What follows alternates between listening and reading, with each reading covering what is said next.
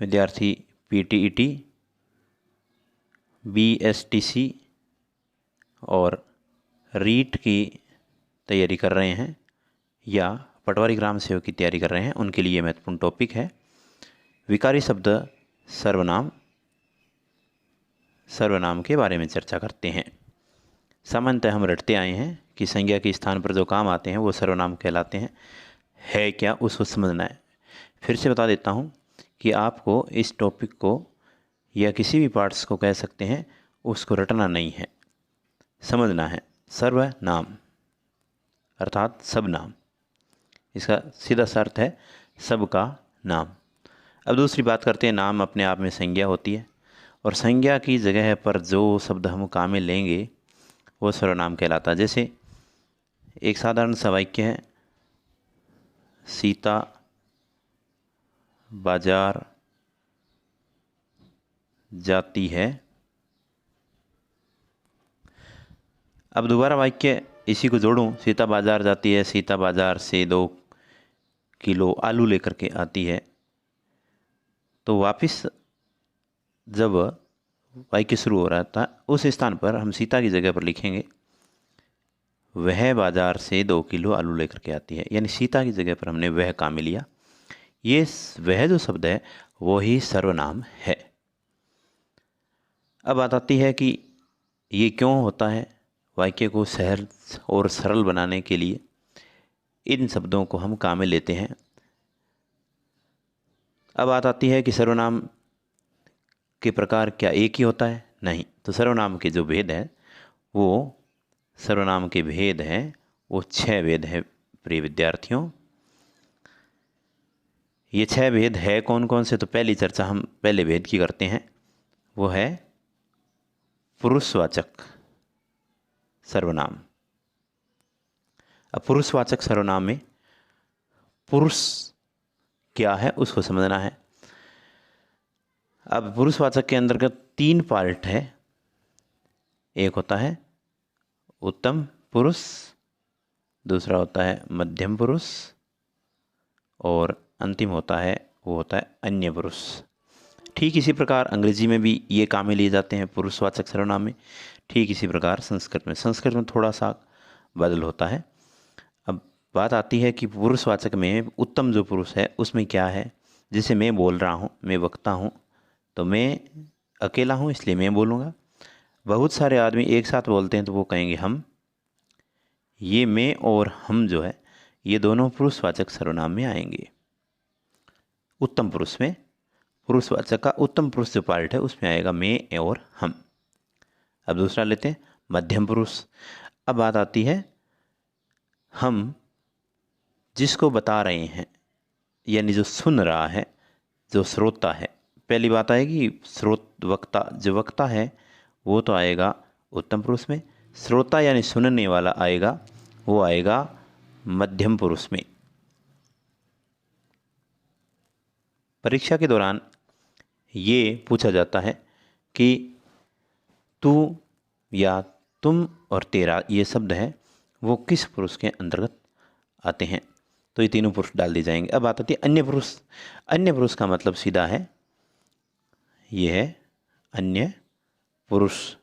इसको सीधा समझना है, जिसके बारे में हम चर्चा कर रहे हैं।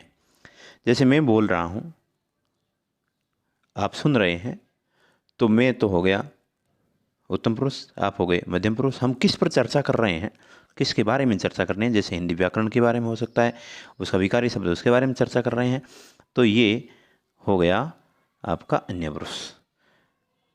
अब अन्य पुरुष में कौन कौन से शब्द आएंगे उसको समझना है। अन्य पुरुष के अंतर्गत जो आएंगे वो आएगा वह और उसे, या दूसरा कह सकते हैं वे लोग, ये और यह लोग, ये सभी अन्य पुरुष के अंतर्गत आएंगे। तो मध्यम पुरुष में कौन कौन से हैं वापिस से देख लीजिए। उत्तम पुरुष में पहला जो मैंने बताया उत्तम पुरुष, उसमें आएगा मैं, हम और हम सब, ये इसमें आ गया उत्तम में। दूसरा मध्यम पुरुष है तो उसमें आएगा तू, तुम, तुम्हारा, आप लोग, आप सब। अन्य पुरुष में आएगा वे लोग, ये, यह, आप, ये इसमें आ सकता है। अब बात आती है, ये तो 3 हुए प्रमुख रूप से, और ज़्यादातर कन्फ्यूज़ या भ्रम की स्थिति में यही सर्वनाम है, प्रथम वाला ही रखता है। तो बार बार इस चीज़ को समझना कि आप खुद वक्ता है, सामने वाला श्रोता है, और जिस विषय पर चर्चा कर रहे हैं वो अन्य पुरुष है। अब बात करते हैं, दूसरा पार्ट आएगा, सेकंड पार्ट, वो आएगा निश्चयवाचक। अपने आप में इसी के अंदर इसका अर्थ छिपा, निश्चय, जो चीज़ निश्चित है उसके लिए ये काम में लिया जाएगा। अब बात आती है, निश्चय में 2 चीज़ें होती है, एक तो होती है निकट, एक होती है दूर। इस चीज़ को समझना है आपको, निकट दूर। जैसे मेरे पास में है, कोई पास में खड़ा है, उसके बारे में यदि हम चर्चा कर रहे हैं, अकेला है, तो उसके लिए लिखेंगे हम यह है। दूर है और बहुत सारे हैं तो हम लिखेंगे यह जो पास में है, अकेला है यह, और पास में है और बहुत सारे हैं तो ये। दूर है और अकेला है तो वह, और दूर है और बहुत सारे हैं तो हम लिखेंगे वे। तो ये आएगा आपके निश्चयवाचक सर्वनाम में। अब बात आती है, अगला पार्ट जो तीसरा है प्रकार, वो है अनिश्चय। अब जो पहले हमने पढ़ा उसका विपरीत अनिश्चय, जिसकी कोई निश्चितता नहीं है। ऐसे व्यक्ति या पदार्थ का बोध होता है जिसके विषय में निश्चित सूचना नहीं मिलती। जैसे हम कई शब्द काम लेते हैं एग्जाम्पल के रूप में, कुछ, कोई। जैसे कोई आ रहा है, कुछ बज रहा है, हमें पता नहीं क्या बज रहा है। कोई आ रहा है, पदचाप हमें सुनाई दे रही है, हमने कहा कोई आ रहा है, परंतु हमें पता नहीं है कि कौन आ रहा है। जो अज्ञात है, जो अदृश्य है, उसके लिए हम ये शब्द काम में ले रहे हैं। जैसे कुछ केले यहाँ पड़े हैं, कुछ रुपये दे दो, ये ऐसे कुछ उदाहरण हैं। अब 4 नंबर जो पार्ट आएगा इसका, वो आएगा संबंध।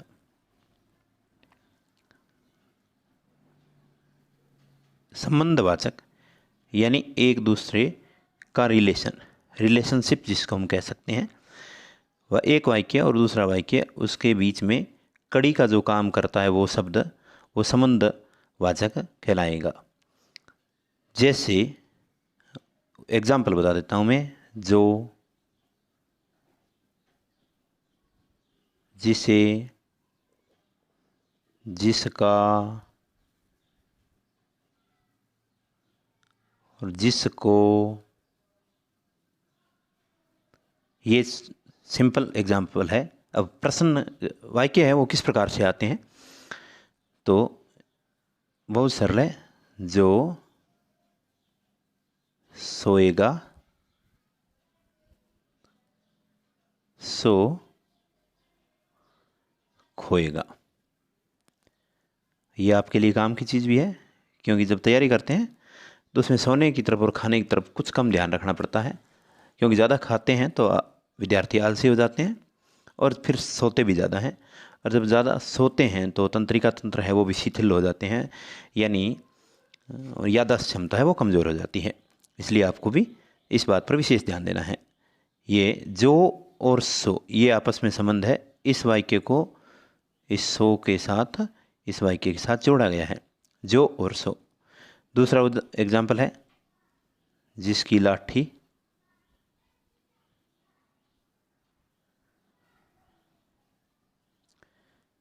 उसकी भैंस,